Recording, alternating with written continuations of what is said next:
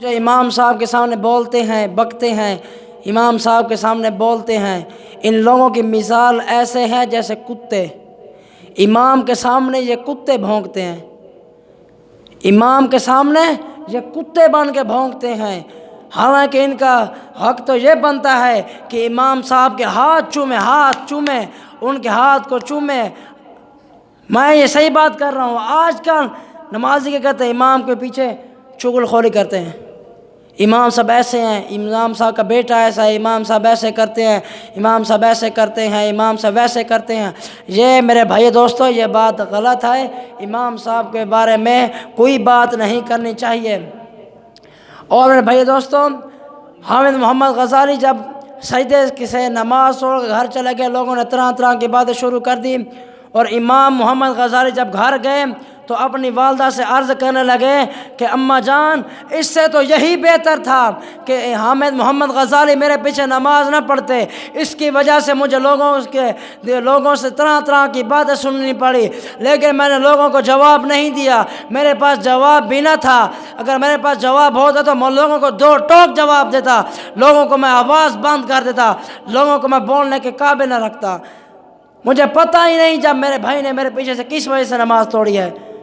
تو اس کی والدہ نے کہا حامد محمد غزالی ادھر آؤ۔ تو حامد محمد غزالی اپنی والدہ کی خدمت میں عرض ہوا کرنے لگے کہ اماں جان، آپ نے مجھے بلایا۔ اس کی والدہ نے کہا غصے کے اندر کہ بیٹا، تم نے اپنے بھائی کے پیچھے سے نماز توڑ کر گھر واپس کیوں آئے؟ تو حامد محمد غزالی نے کہا کہ اماں جان، جب بھی انہوں نے اللہ اکبر کیا میں نے بھی ان کے پیچھے اللہ اکبر کیا، جب انہوں نے رکوع کیا میں نے بھی ان کے پیچھے رکوع کیا، جب یہ سجدے کے اندر گئے تو انہوں نے سجدے کے اندر جا کر طلاقیں سوچنے شروع کر دی۔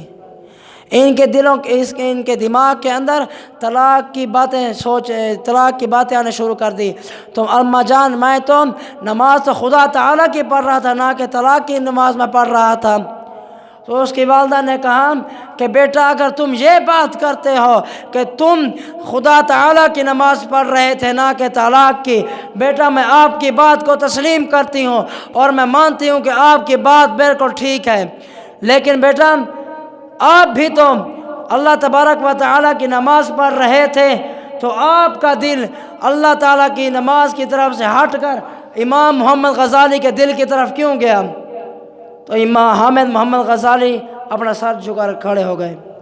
تو والدہ نے کہا بیٹا اب آپ جواب دو۔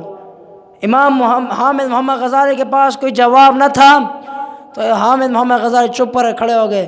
تو ان کی والدہ نے فرمایا کہ بیٹا، جتنا ہے گناہ انہوں نے کیا ہے امام محمد غزالی نے، اس کے برابر کے مستحق تم بھی ہو۔